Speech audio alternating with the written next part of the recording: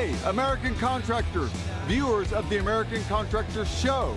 I'm here with John Dye at Win the Storm, and I have to tell you, anyone that is associated with American Contractor Show, you are a badass. Big shout out to American Contractor Show. If you don't know, you definitely need to check out the Storm Summit. They're doing it in excellence. Check them out. Hey, what's up? This is your friend, Francisco Serrano. If you haven't checked it out, American Contractor Show, YouTube channel, Facebook channel, Twitter, Instagram, all the platforms, you need to go them, like them, start learning about your craft. Hey, I'm Matt Danskin with Restoration Referral System. Check out the American Contractor Show. The truck that they've got is awesome. Everything else that they have going on.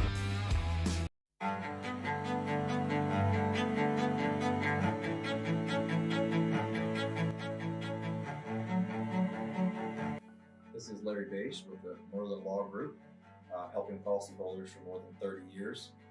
If you have a claim or your client has a claim that needs help, please feel free to call the Merlin Law Group because we are the true policyholder advocate.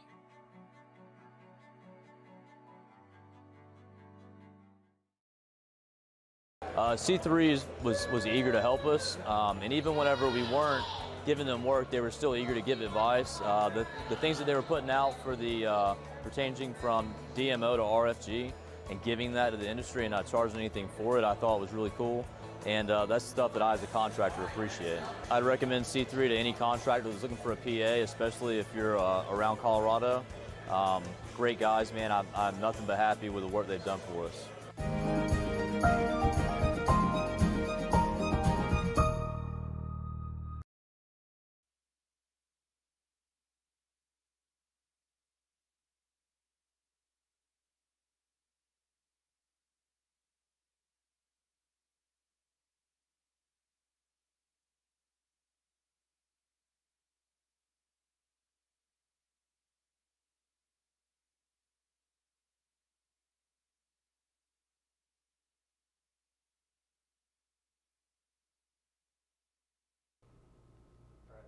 Can you guys hear me? I can. Okay, not sure what happened there, but we're back. I'm meteorologist Andrew Myers, bringing you guys your daily hail forecast.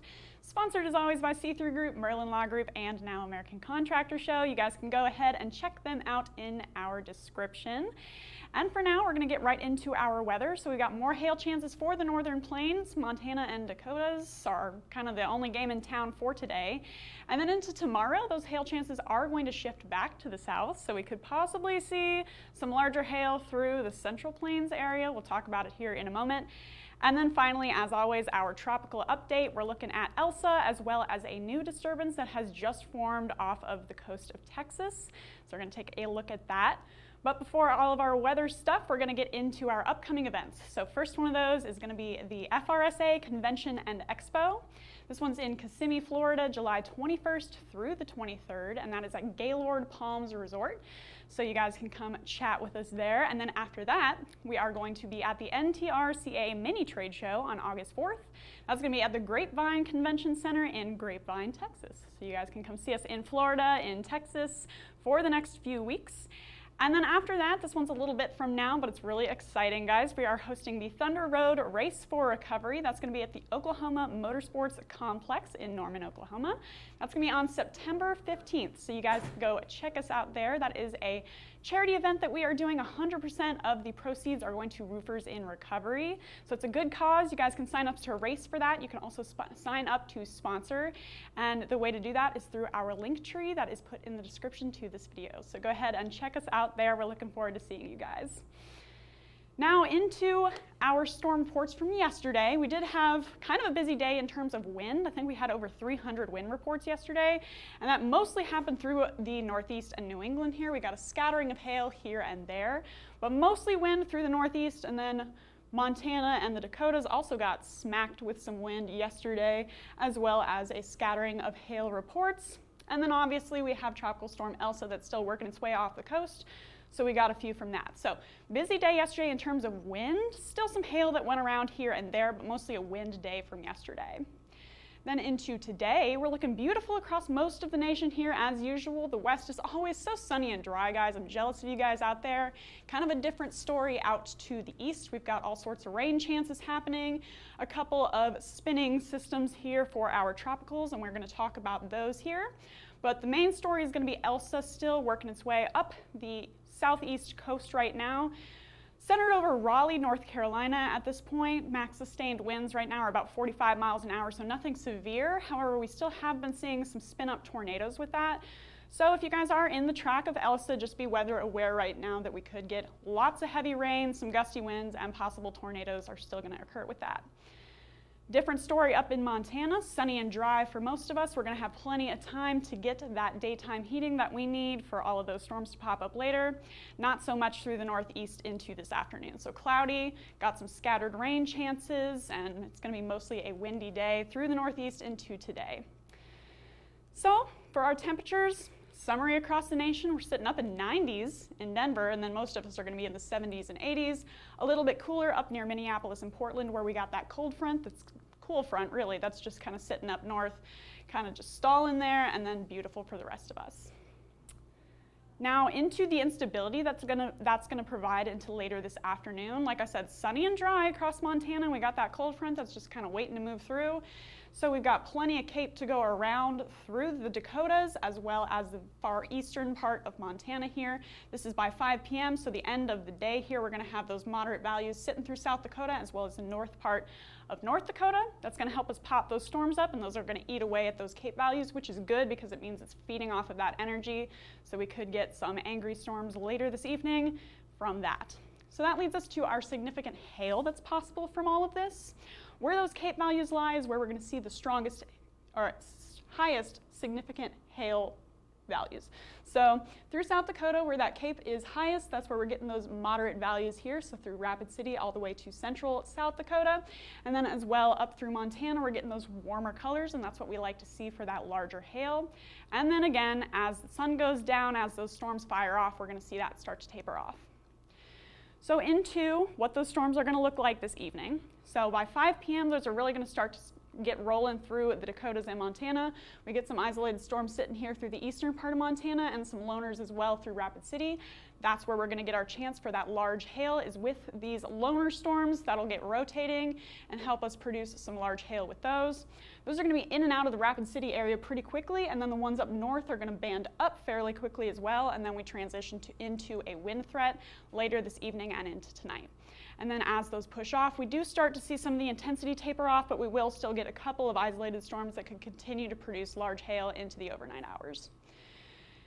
New England, different story, completely night and day from Montana and the Dakotas. Rainy, cloudy, so it's going to be limiting a lot of the convective heating that we need to get those severe thunderstorms with all that hail. But we are going to have plenty of rain to go around, plenty of gusty winds with these clusters that are going to start moving through, and then obviously we have Tropical Storm Elsa that's going to continue to move off the coast into this evening and tonight as we get those clusters pushing up to the northeast. And so we're going to get a lot of gusty winds with that. We could still see an isolated hailstone here or there, but it's mostly going to be a wind threat into this evening and tonight. So for our Montana and North Dakota hail risks, that's pretty much going to be the biggest story for today for hail. Quarters to $50 anywhere through the Dakotas as well as the northern part of Nebraska. If you guys are in a Rapid City area, if you guys are in Glasgow area, that's where those storms are starting to fire off. So we could see some larger hail from that as those initially form, and then you guys saw they move in and out pretty quick and band up pretty quick. So as we go east, as we go south, we're going to see those hail chances diminish and start to transition into a wind threat for tonight. So into that wind threat, New England as well as the East Coast where we have Elsa, that's where we're going to see our wind chances for this evening. So any of those clusters of storms could produce some gusty winds as well as Elsa right now. I'm going to leave Wilmington in a moderate, not so much for severe sustained winds, but for tornadoes into today. It's going to be mostly gusty winds through the northeast for you guys, but we could get some spinning storms along the East Coast along with Elsa, as well as just a ton of rain, guys. That's pulling all of that Atlantic water up onto shore and just dumping it out as rain. So you guys really need to be weather aware along the East Coast. New England, just going to have those daytime storms that are just going to keep on rolling through the afternoon and evening, giving you guys a gusty wind threat here and there. And then with those clusters of storms through the Dakotas, as well as that band that's going to move through Montana and North Dakota, that's where we're going to see that wind threat come from for our northern plains risk. So we're looking at mostly isolated storms initially near Glasgow, and then as they band up and push east, that's where we're going to see a moderate chance for Bismarck and Rapid City. You guys could get some higher winds later this evening into tonight. And then as that pushes southeastward, those chances again taper off just because we start to lose some of the intensity of those storms.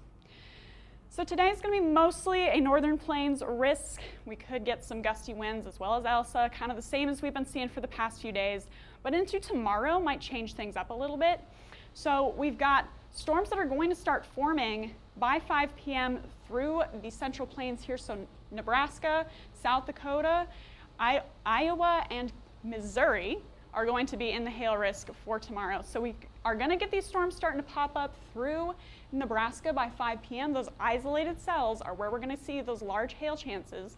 Those are going to push eastward, and then into later that evening, we're going to see these start rolling through Iowa tomorrow, and that could give us a large hail chance as well. We have plenty of instability to go around into tomorrow, but we do have more of a conditional threat.